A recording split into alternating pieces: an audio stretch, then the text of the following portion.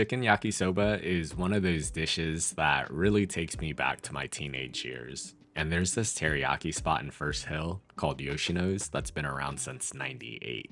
And it's just one of those joints that if you know, you know. Because my body was built on their chicken teriyaki and yakisoba.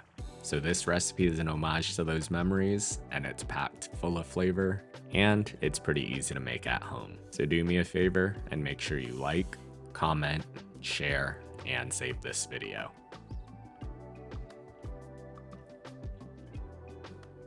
Alright y'all, remember to wash your hands. Now the first thing we'll do is get all of our prep work done, starting by peeling a carrot. Then we'll cut it into thin slices before cutting it into matchstick pieces.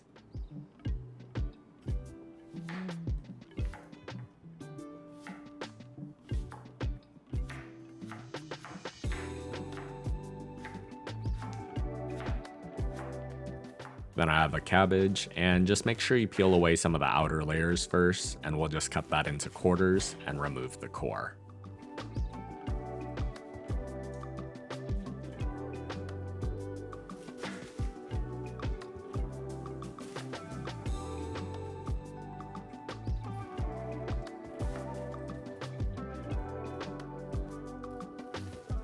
Then from here, just cut the cabbage into bite-sized pieces. And for this recipe, you really only need a quarter of it, but you can add however much you'd like. Next up, I have a yellow onion, and we'll just cut that into strips along the grain, keeping more of its cell walls intact so that it holds its shape a bit better when we cook it later. Then we have some green onions, and we'll just trim off the root ends and we'll cut them into roughly 2-inch sections. And for the thicker white parts, just make sure you cut those in half lengthwise again. Now, before we move on to our chicken, we have to pay the carrot and cabbage tax. My doggos always get healthy treats whenever I cook, so if I have some tasty raw veggies or fruit, I always make sure that they get a few bites. And my dogs just love carrots and the crunchier pieces of cabbage.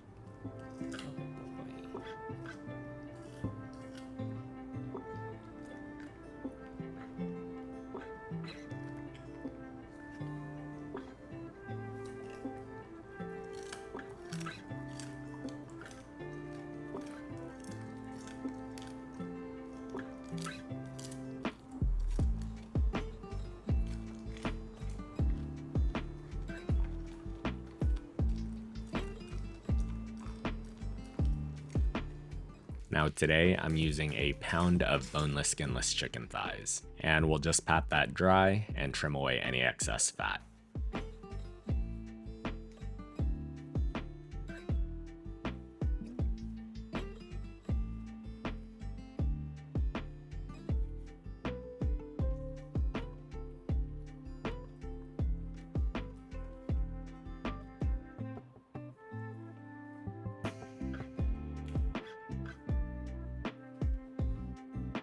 Then we'll cut the thighs on a slight bias against the grain into thin pieces. And if you like this recipe and you want to learn how to make more of your favorite Asian dishes, make sure you subscribe and turn on your notifications to stay up to date on all my latest posts. Then the last part of our prep is quickly loosening up our yakisoba noodles. Now, if your noodles come vacuum sealed like this one, all you'll need to do is take it out of its packaging and loosen it up by separating the noodles from each other. This will ensure that you can easily toss them with everything when we cook later. And for this recipe, we'll just need about 16 ounces of the yakisoba noodles.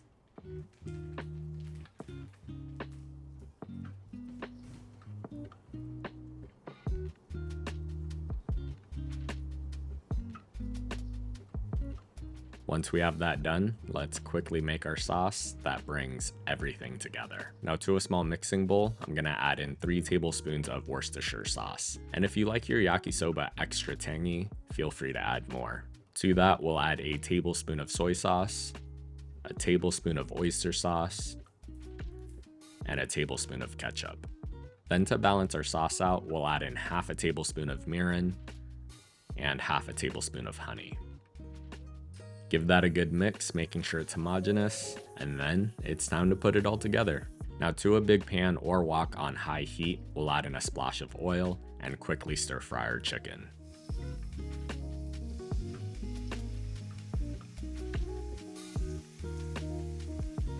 We'll season that gently with a pinch of salt, and we'll cook that for 3 to 4 minutes or until it's mostly cooked through. We'll remove the chicken from the pan, and you can add in another splash of oil if you need to here, but then we'll add in some of our onions, carrots, and cabbage.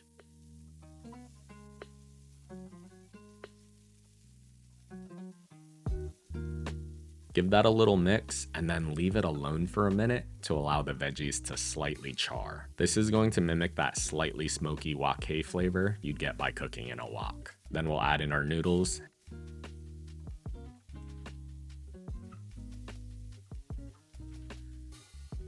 and pour in some of our sauce.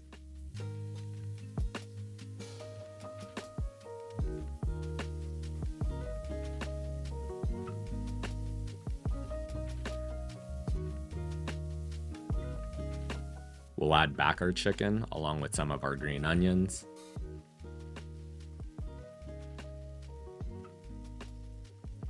And then we'll toss everything to combine. And then just make sure you make any other final adjustments to the seasonings to better fit your palate. And then it's time to plate. We'll get our chicken yakisoba into a bowl, making sure to get a little bit of everything.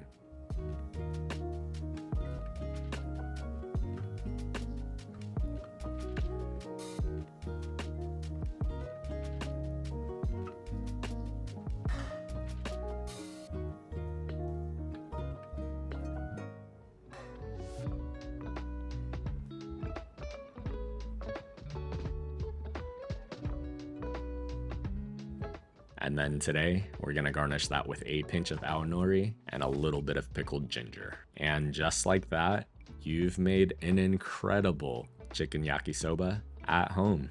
As always, the recipe and measurements are on my blog at feedthepudge.com. And if you've made it this far, let me know in the comments section, what's a dish that brings you back to your teenage years? Thanks for watching, and I hope you enjoy.